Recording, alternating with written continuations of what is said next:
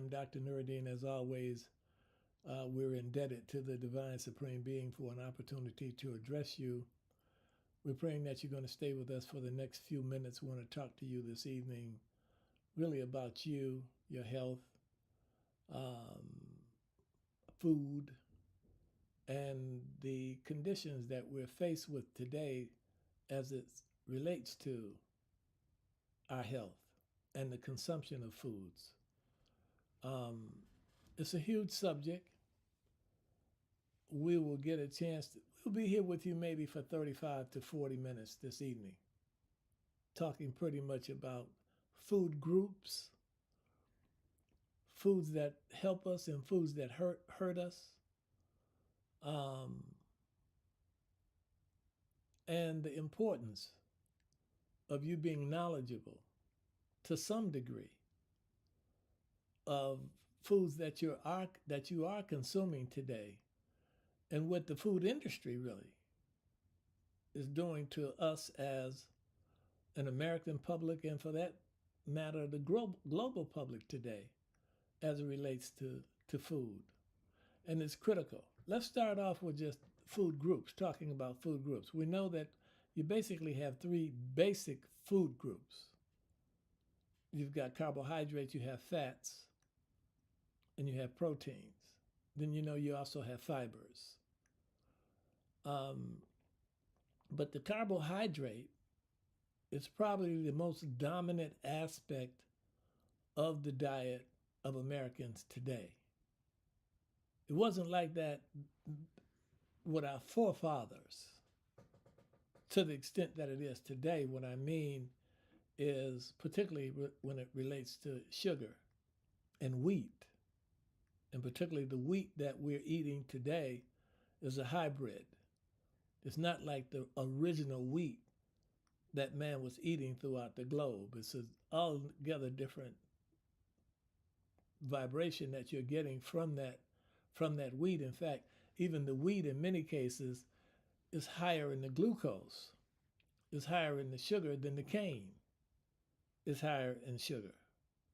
And this is the fact, and this is one of the reasons why we're having so many problems today with our health, because we consume more of these carbohydrates than we do protein, than we do fats, and more than what we do in fibers.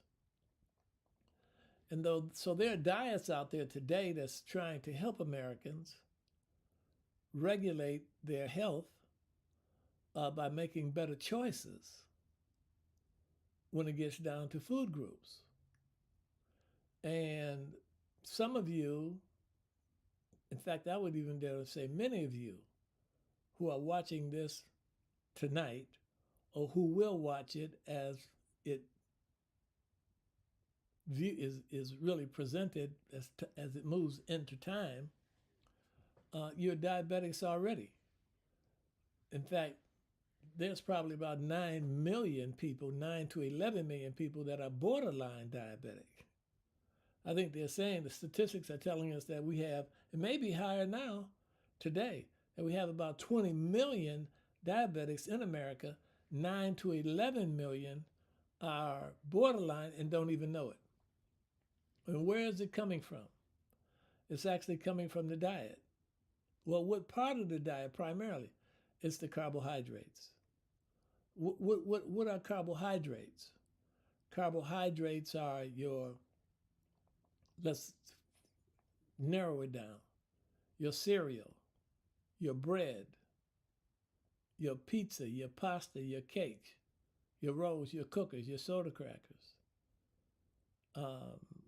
sugar. These are carbohydrates. Fruits are carbohydrates. And carbohydrates produce more sugar, more glucose. And when I say bread and those type of things, I'm talking to you about wheat. Carbohydrates produce more glucose or more sugar than any of the other food groups, and this is where the problem really is coming from. When I was a young naturopathic doctor just starting off, I used to live in New York City. I worked in New York City. I was a preacher at that time. I'm still a preacher today. And I lived between Buffalo, New York, and New York City. And while in New York City, I had a mentor who was a Chinese doctor that lived in Chinatown, downtown Manhattan. And I used to go there maybe once or twice a month for instruction and classes with him.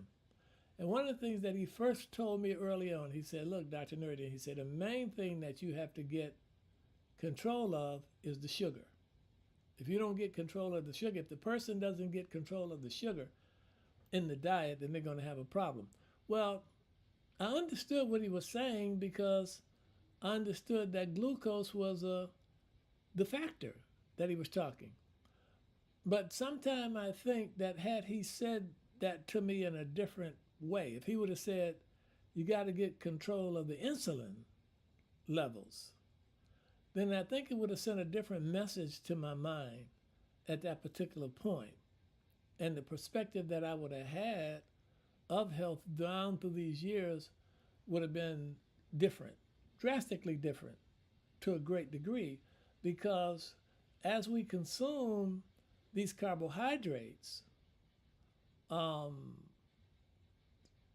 the pancreas, which is the organ that's necessary to secrete insulin, which actually, as a hormone, escorts glucose or sugar from the bloodstream into the cell for the cell to use it as fuel, becomes compromised when we overdo the carbohydrates. And most of the diet in America is heavily laden with sugar or these carbohydrates, bread, cereals, and we can go on. You know what I'm talking about: pizza, pasta, cakes, cookies, rolls, donuts, soda crackers. And then once you get into your fruits, your watermelon and your cantaloupes and your honeydew melons and cherries, very sweet, very, very, very sweet. Man's life before that, he didn't eat sugar like he eats sugar today. And I mean, we really, when they go back and they look at life starting basically on the African continent, and they go and they look at the diet of many Africans today that haven't been exposed to American diets or European diets or diets from out of Australia, where men, for the most part, and women there are still eating meat for the most part, and they do consume blood and milk for the most part. That's what they eat. But as they study the life of those people, they have less of the problems than we do. They have less hypertension, they have less diabetes, they have less autoimmune disorders, so on and so forth. But so this part of the world that we're living in, we're pretty much prone and led towards the consumption of those carbohydrates.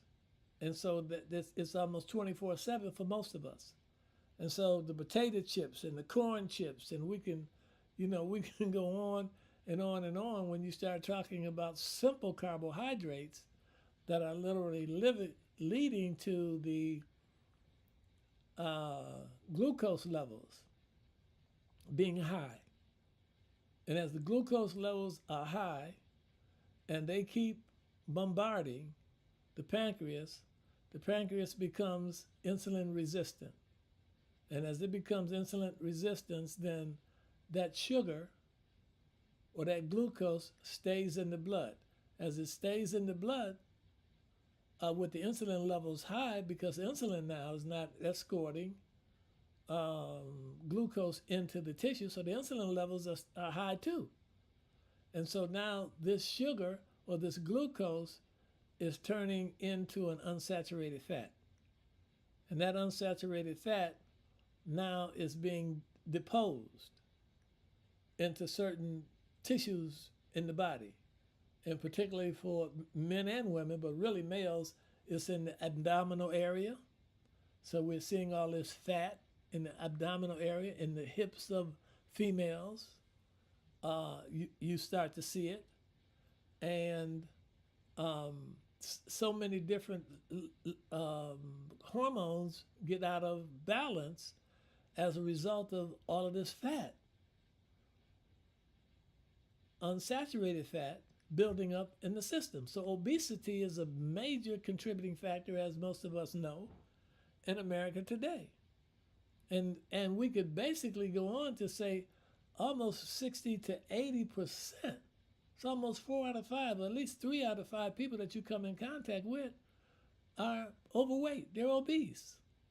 And then it goes on to people becoming overly obese, seriously obese. I'm talking about the 600-pound people in America. And you've seen all of these movie shows, the biggest loser, the greatest loser, trying to lose weight. And so we're in the gym trying to get it off.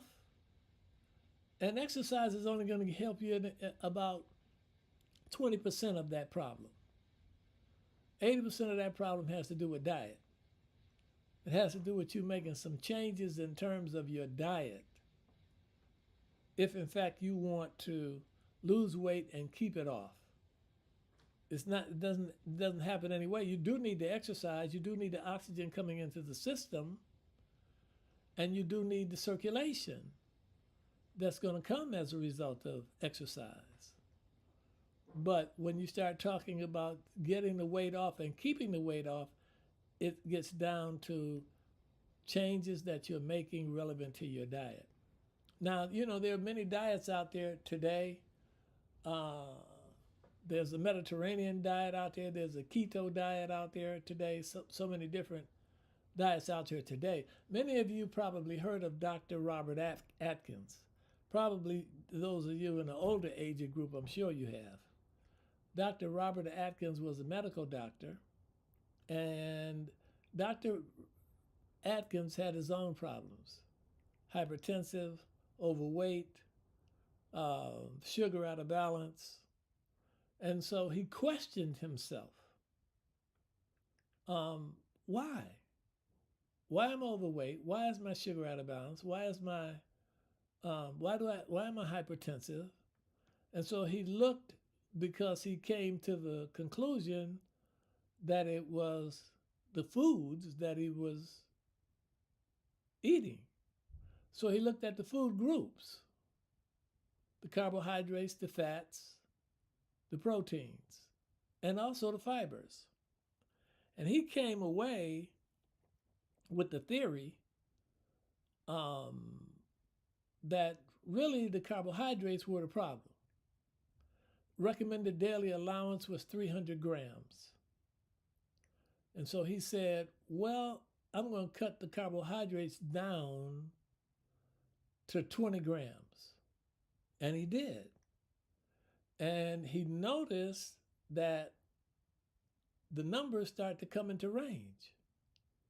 Sugar numbers, diabetic numbers start coming into range. Hypertensive numbers start coming into range. And he lost weight. So then he started putting his clients on the diet. And basically the conclusion that he came to was, you don't need the carbohydrates. Basically what you need are the fats, the proteins, and the fibers. And I've come to that conclusion. I came to this conclusion long ago, but I'm even more certain today that you don't need as many of the carbohydrates as what's actually being, the American public is being subjected to today. And the carbohydrates, to a great degree, are leading to these problems: hypertension, diabetic conditions, autoimmune disorders, so on and so forth. Cancer, we can go on. Joint problems, we can go on and on and on and on. deficiencies in terms of vitamins and minerals. We can go on, and we can attribute it back to the insulin levels. Where's the insulin level? To see what happens is, and I'll reiterate, once this glucose keeps building in the bloodstream, the body has to do something with it. What is it going to do with it? It can't just sit there and not have some type of an effect. So it converts it. It converts it to an unsaturated fat. And once it converts it to an unsaturated fat, then it starts depositing it in certain places. And this is the reason why we see obesity at the level and people overweight at the level that we're seeing it in today. The muscles start getting fatter. That mid-ridge bulge starts to, what they call adipose tissue, starts to accumulate the fat. And then we start seeing it everywhere. The fat is everywhere now. But that's not only happen, most of your hormonal system gets out of balance. So women start having problems, serious problems, particularly once we get to menopause. Men too. Overproduction of testosterone in men, which starts leading to prostate problems for men and prostate cancer for men. So unless the diet changes, unless the person decides that they're going to change the diet, then these complications and these problems, particularly that go along with obesity, because there's so many complications that go along with just being overweight, start to escalate. They don't get any better. Then your problems with dementia, which is huge today. Parkinson, huge today.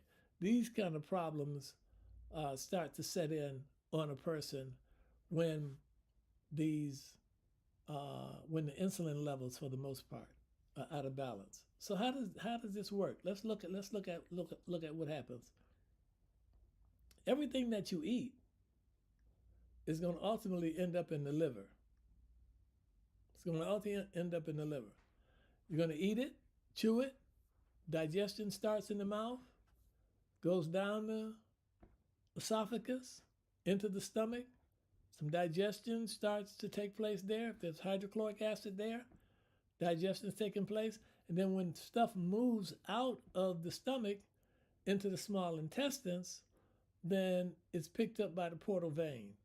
The portal vein moves it from the small intestines to the liver. So everything goes to the liver. And all of your blood is moving through your liver every 11, 12, 13 minutes. Everything is going to there. So this is one of the reasons why, and because the consumption level today is so high in these carbohydrates, this is why fatty liver is such a huge problem today in the world.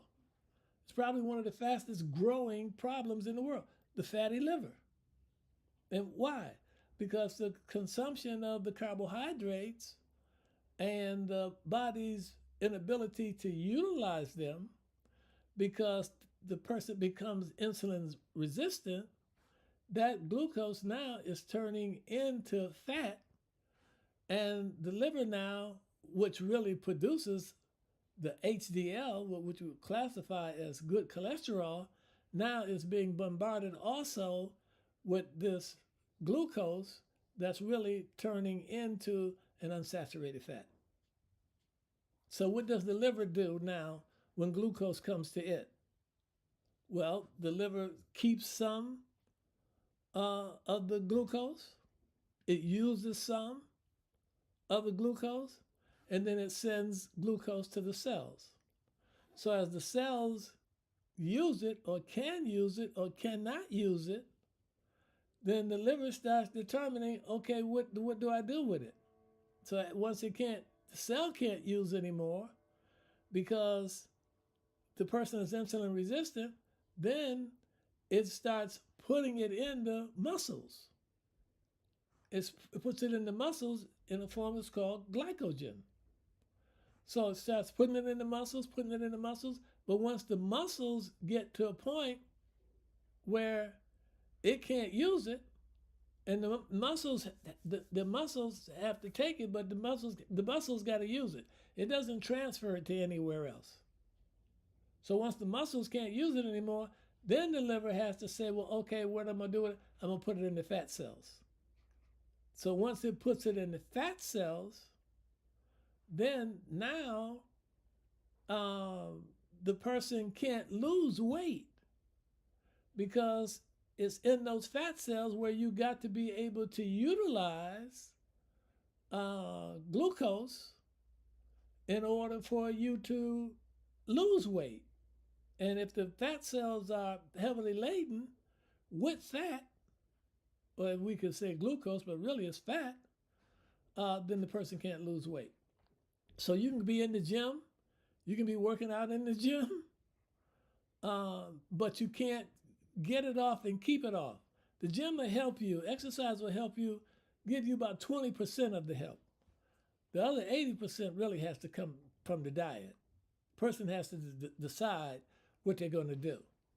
So the place that Dr. Atkins looked at that started to make a difference was in the carbohydrates.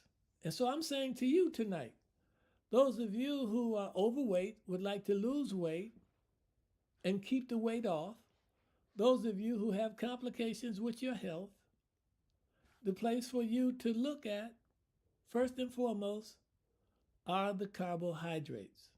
That's the place to go. What I mean is reduction of the carbohydrates. Increase the consumption of fat. See, here's the other misnomer that's actually given to us in this society.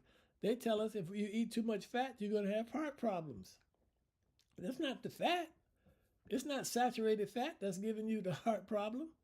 That's not where it's coming from. It's coming from the glucose. And the insulin levels not being where they need to be in order to manage the glucose. So now that glucose is being converted into an unsaturated fat, and that unsaturated fat now starts to gum up the system. It starts to affect the arterial system. Plaque starts to build up in the system as a result, basically, of the insulin levels being too high. You got to get the insulin levels down to a certain level in order for your body to use oxygen as fuel as opposed to sugar as fuel.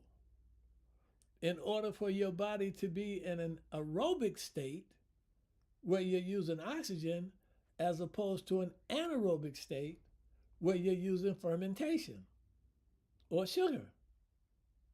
And this is the difference between athletes, your high-performing athletes, and people who are able to get into the gym and be into the gym all day.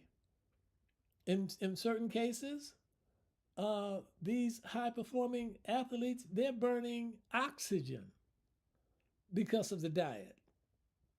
And then the lower-performing athletes, they're burning sugar, fermentation. So you can't stay in the gym, or you can't stay as active, or you won't have that same longevity as high performers burning fat, unsaturated fat, and glucose as they do burning oxygen. Your cells like sugar. They like glucose when they can use glucose. But when the problem sets in, and hypothetically, let's talk about from the standpoint of when a person gets cancer. Cancer loves sugar. See, your cells like sugar, but cancer cells love sugar. That's their favorite food. Bacteria, yeast, and fungus, mold. Its favorite food is sugar. And so we're feeding these problems.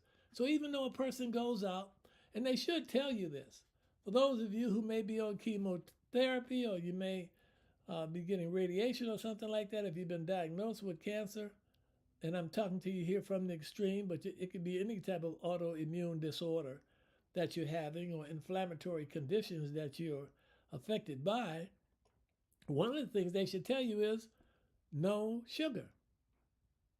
No sugar. And when I talk about sugar here, I'm talking about fruit too.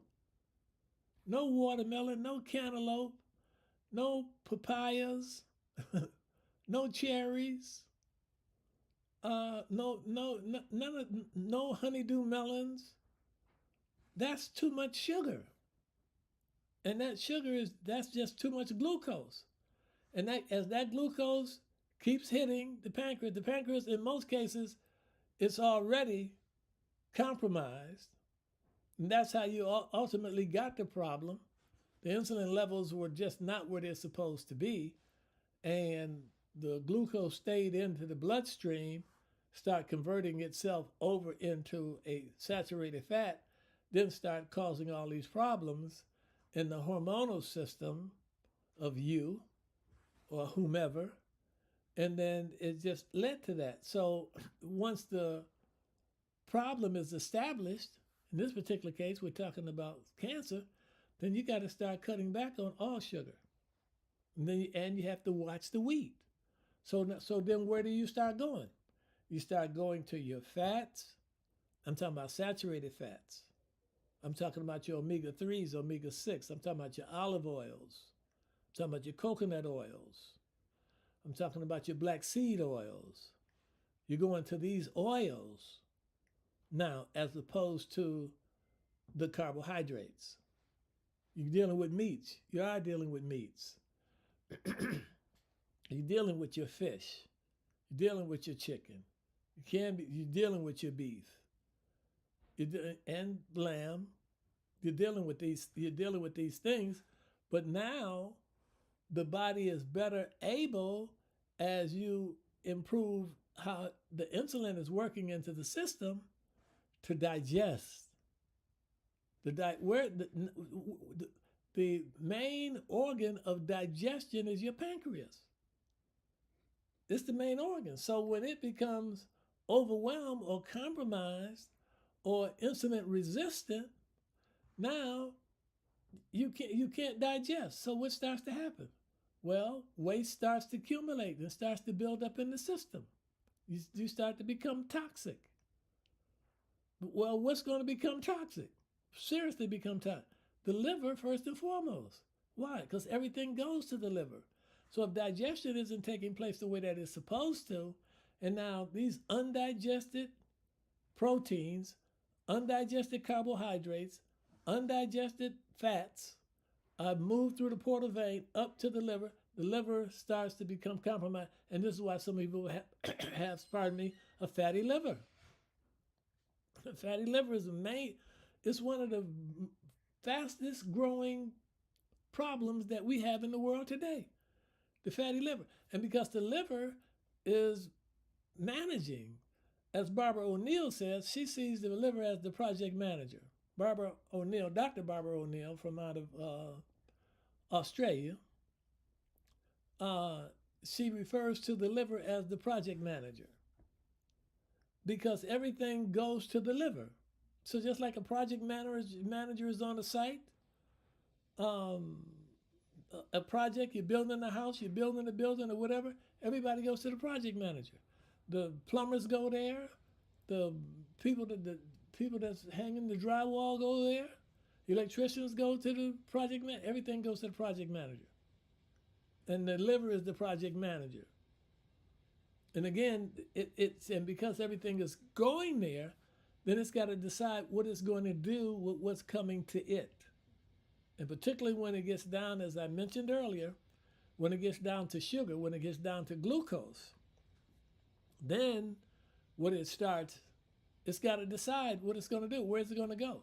If the cells can't take anymore, then it's going to start sending it to the muscles as a glycogen.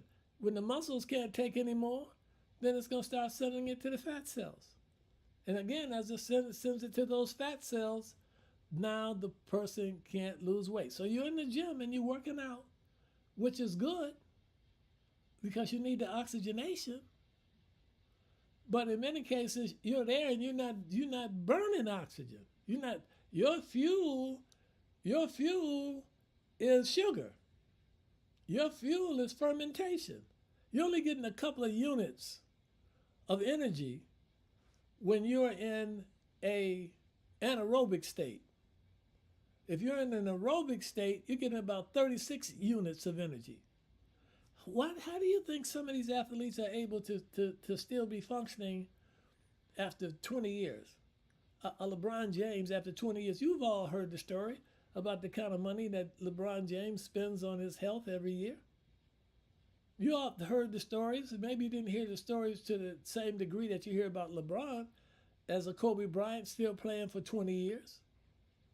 Or the condition that a Michael Jordan was in for all those years. What? Because they were burning. They were in an aerobic state.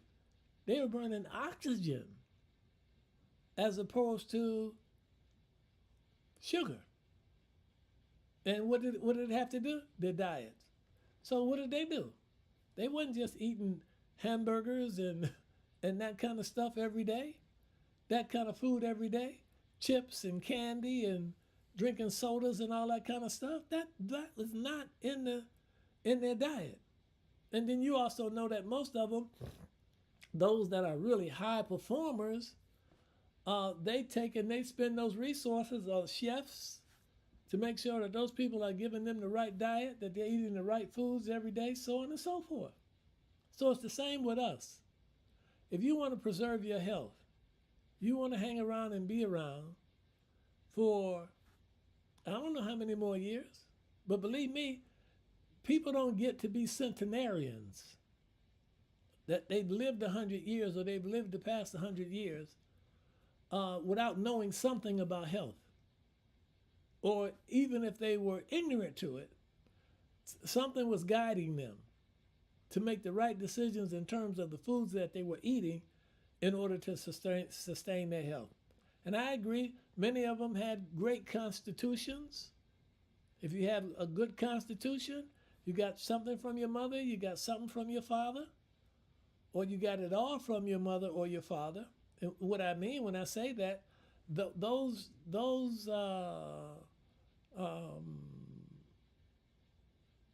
glands in the body, or organs in the body, there's two of them. You could have got one from your mother, you could have got one kidney from your mother and one kidney from your father. Your heart you either got from your mother or your father. Well, those things that are doubled, or it's two of them in there, you could have got one from one parent and one from the other. So the constitutional strength becomes a factor. Let me tell you three things here, and we're going to be closing out here because I'm sharing a lot with you already. When you start talking about cancer or degenerate disease, there's basically three things that come into play. One is constitutional strength. What did you inherit? What did you inherit from the previous generation or somewhere in the lineage? The next is emotionally, where are you? Because your emotional trauma can certainly lead to problems. What do you mean emotional trauma? I mean, just the loss of a loved one can start breaking down the tissue. The loss of a job can break down the tissue. I mean, health, just you being confronted with something that you didn't, like cancer, like you didn't expect. That can become a factor. Then the third thing is toxic overload.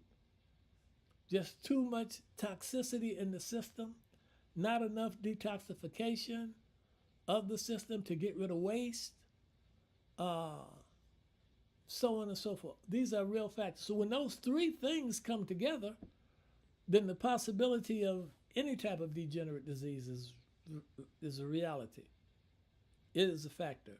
So what I'm going to do here, I'm going to continue on with this because I want to come back to other food groups that you need to be consuming and things that you could be consuming, as opposed to those simple carbohydrates when you get,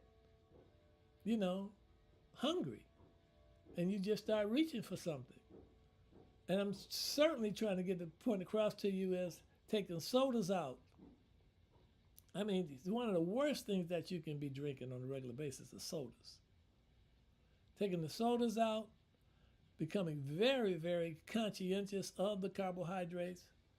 And if you got any kind of degenerate disorder, particularly you have to be conscientious of the fruit. Basically, the fruit that you really want to consume are like your berries. Your berries are going to be better than the sweet fruits. This is the fact. So I'm going to stop here tonight. It's been good talking to you. It's been a pleasure talking to you. I look forward to talking to you the next time. I'm Dr. Nuriddin. May Almighty God bless you. Look forward to talking to you the next time.